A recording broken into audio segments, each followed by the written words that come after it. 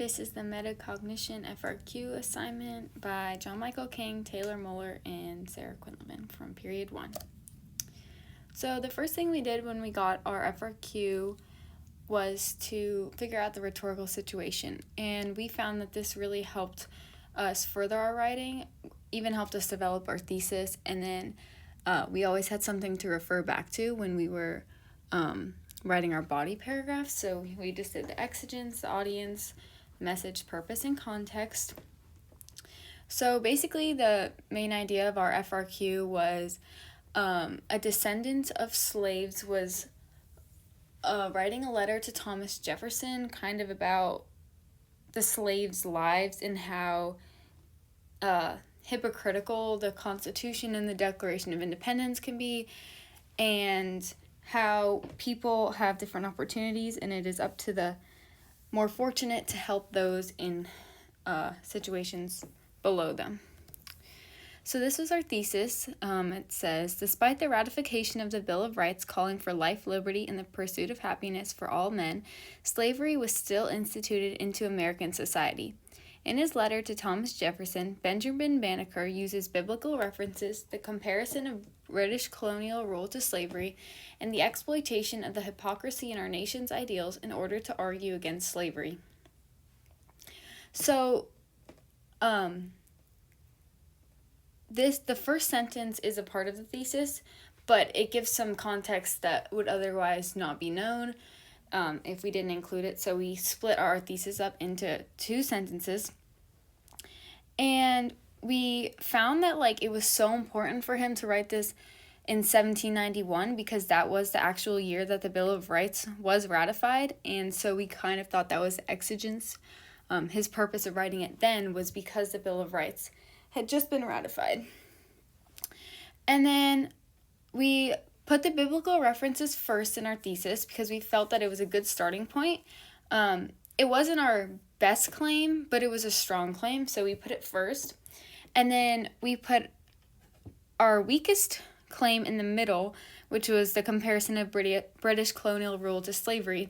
And then we put our strongest claim, which was about the hypocrisy in our nation's ideals in order to argue against slavery.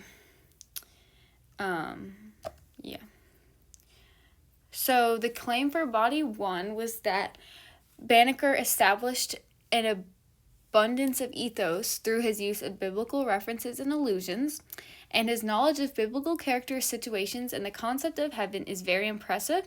Through his familiarity with the Bible, Banneker's good moral character is evident, which enhances his relationship and credibility with the readers. So this was the main idea of body 1. And these are just some notes on the side about why we made the decisions to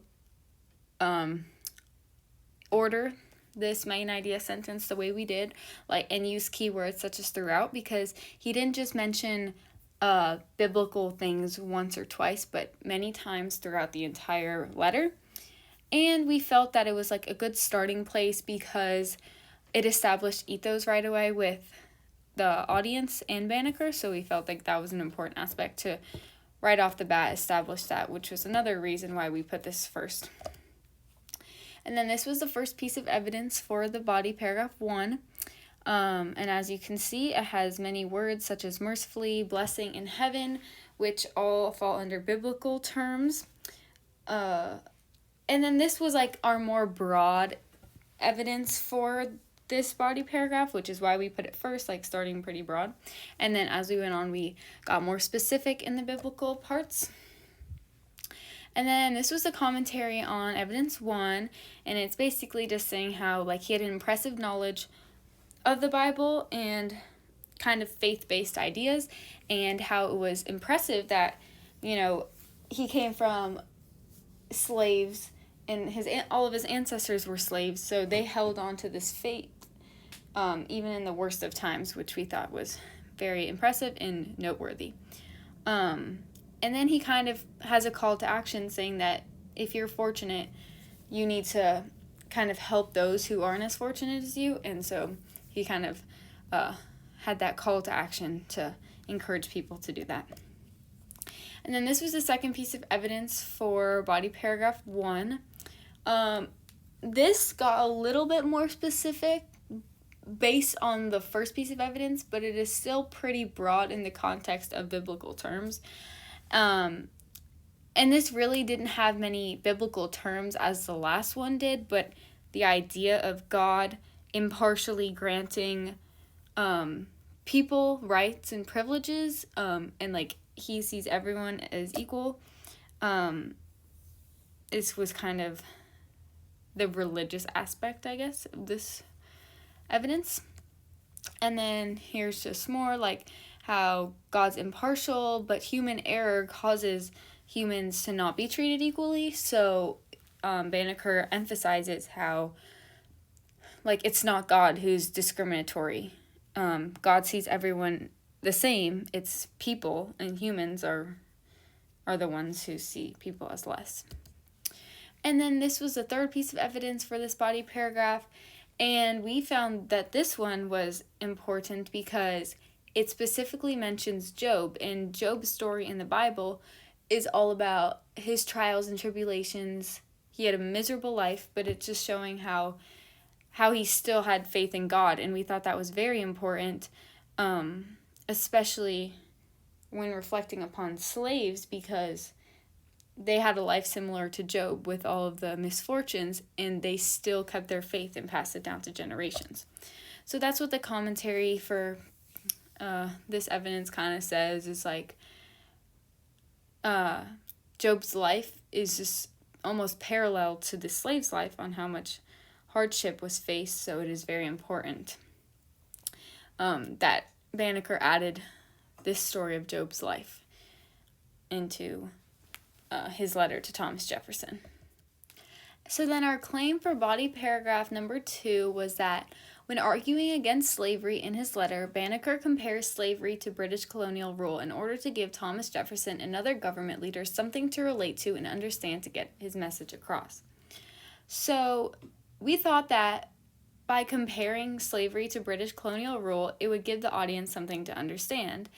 And it would also just make it easier for them to understand why slavery was so bad, because they experienced life under British colonial rule and they know how hard it was, and they had taxes and oppression, and it wasn't even nearly as bad as what slavery was. So this would just give them some insight into the horrors of slavery. And the audience was mentioned in the claim because it's an important aspect, since they experienced British colonial rule, as I just said, and they fought against this very issue like a few years earlier. So it's interesting how they fought against this, but now they're huge supporters of slavery. So his letter, which the main purpose of his letter was arguing against slavery. So it was important that each claim argued against slavery. So that's why we included when arguing against slavery in his letter. So we just wanted to make sure that the claim was clear. And then this was the first piece of evidence for body paragraph number 2. And here Banneker specifically says, "Let me recall a time when you were under the tyranny of the British Crown, and you were servants for them." And this was important because it was the very first sentence of the letter to Thomas Jefferson. So we use this as the first sentence of the second body paragraph, because it just brings up and recalls to Thomas Jefferson and anyone else reading it how they know what it's like to be in a state of servitude. And the "suffer me to recall" part is very important too, because he is like calling Thomas Jefferson to remember, like, "Suffer me to recall to you." And then this sentence overall compares British rule to a situation like slavery because it reduced America to a state of servitude. So it very much supports the claim. And then more commentary on this. It forced Jefferson to recall this horrible era, and this was added, this piece of evidence, at the beginning of the letter, because it would like start off with a memory and like start off with making them think. it helped to Jefferson understand the position slaves are in, because he knows what it's like to be under the state of servitude to the British Crown. And yeah, it just shows how negative slavery is just by comparing it to something that he experienced. So it really relates to a personal experience of his. And then here is evidence 2. Pretty much the closest evidence 1, just saying like, there was a time when we were under the rule of the British Crown and we fought so hard against it. So what makes us think it's okay that now we're putting people under our rule? So this was really good evidence as well for this claim, because it just highlights the injustice of slavery. And Thomas Jefferson's also able to relate to this, which makes it very important as well. So then some commentary. He wrote this part of of his letter to Thomas Jefferson because he really wanted Thomas Jefferson to be in the shoes of those slaves and to like sit back and say, oh, I know what it was like to experience this, and it was horrible, and I don't know why anyone else would want to go through this. So he wanted Thomas Jefferson to sit back and think about it.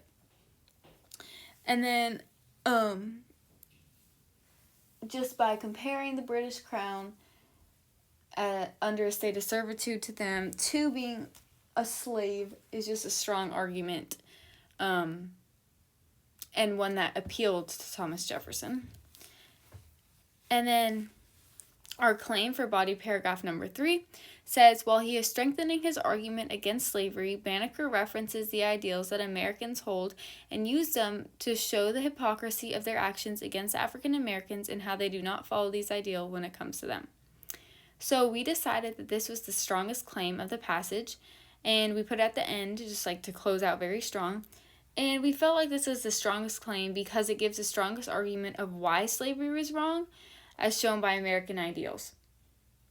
So we felt that it was important not to go into too much detail with this claim, but to save the closer details for the evidence and reasoning part, and we kind of carried that through the entire FRQ. We just specifically mentioned it here.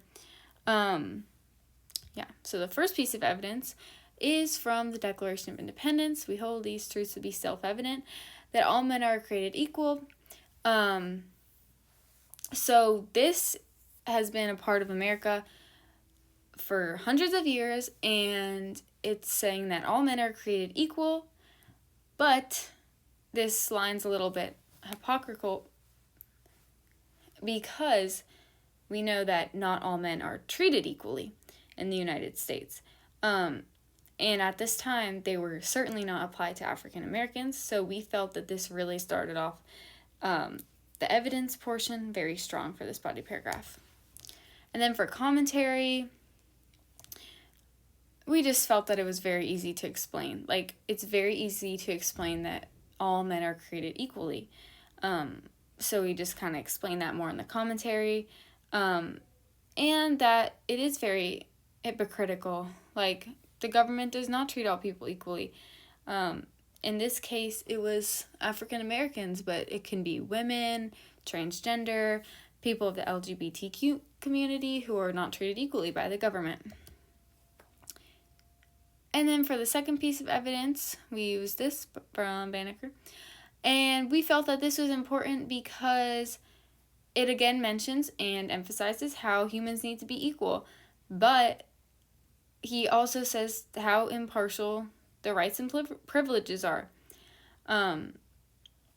So that's important. It ties back to the claim and the main point of the entire letter to Thomas Jefferson, saying, yes, all men are created equally, but we're not treating them equally at all. We're treating them some of them very poorly. And this is just some more commentary for body paragraph 3. And basically just the same, like, it's very hypocritical. There's a lot of repetition, which is noted here. And repetition always emphasizes the importance of it. So the importance of saying that it's hypocritical over and over by Banneker is very important, because it really like gets it stuck in your head and you realize how much of a big deal it is. And then this is the evidence 3 for the body paragraph 3. And it again highlights the double standard that the government had for free people versus slaves.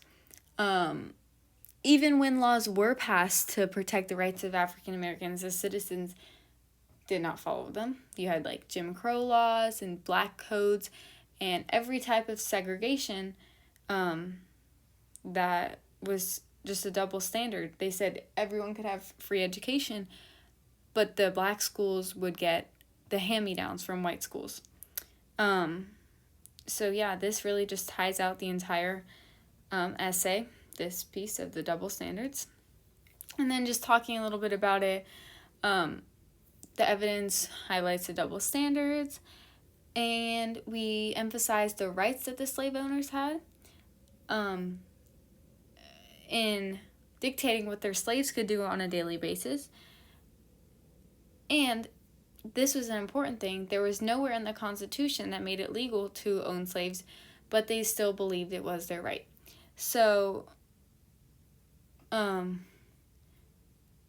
it wasn't it was not explicitly banned, but it wasn't illegal. Like, they didn't say, oh, you cannot have slaves, but it didn't say you can have slaves. So they thought very much that it was their right to own slaves. So that is the end of our FRQ analysis. Yeah, thank you.